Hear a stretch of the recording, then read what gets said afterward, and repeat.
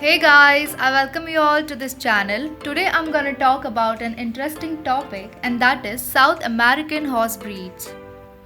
If you are a devotee of horses, you know that there are quite a few horse breeds, and it can frequently be helpful to sort them into diverse categories to organize them better.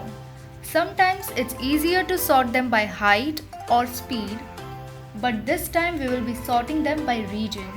If you haven't looked at South American horses yet, you are in for a treat.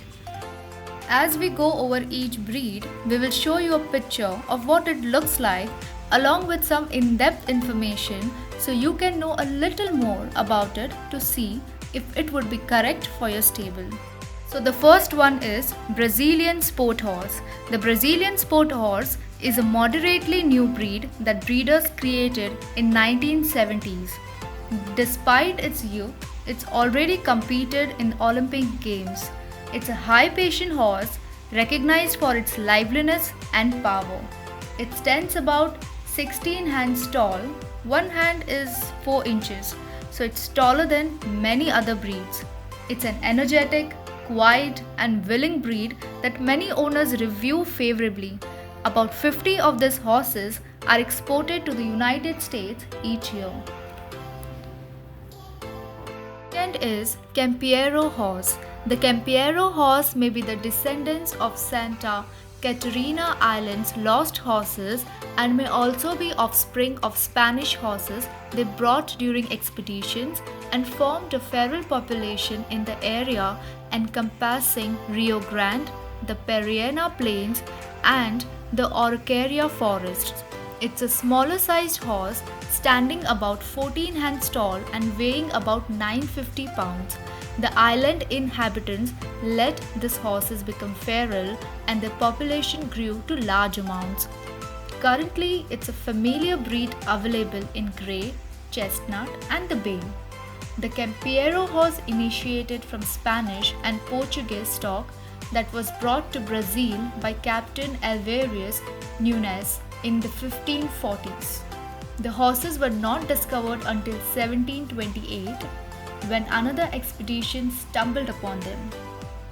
A couple of years later, a few hundred CAMPEIRO horses were caught by explorers, and when the first plantations were established in the area, the breed actually took off. Settlers captured the horses and selectively bred them to improve their natural ambling gait. In the 19th century, thoroughbred and Arabian stock was added to refine the CAMPEIRO's looks and develop performance. After many generations of cautious breeding, the CAMPEIRO had become a tough, flexible farm horse with very comfortable paces. A breed association was established in 1976 and a stud book opened in 1985. Third is CAMPOLINA horse. The CAMPOLINA is a riding horse from Brazil. It dates back to the late 1800s and is existing in several colors. It extends about 15 hands high and has a smooth 4-beat ambling gait. This gait causes the horse to have a smooth ride without bouncing, which you may experience in another breed. Fourth is Chilean horse. The Chilean horse is another descendant of the horses brought to America from Spain.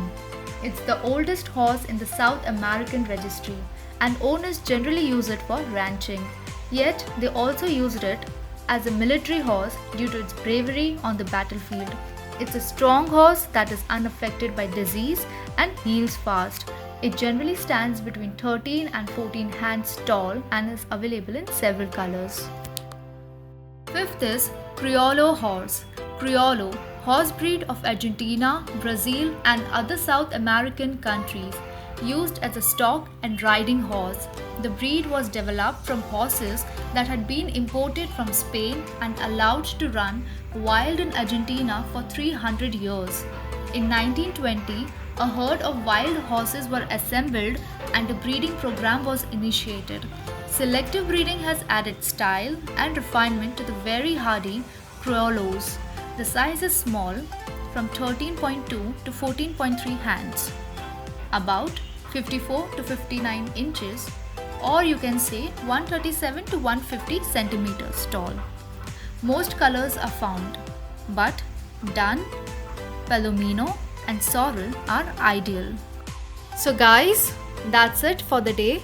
I'll be back with part 2 soon. Till then, stay tuned. Please subscribe, like and share. Thank you.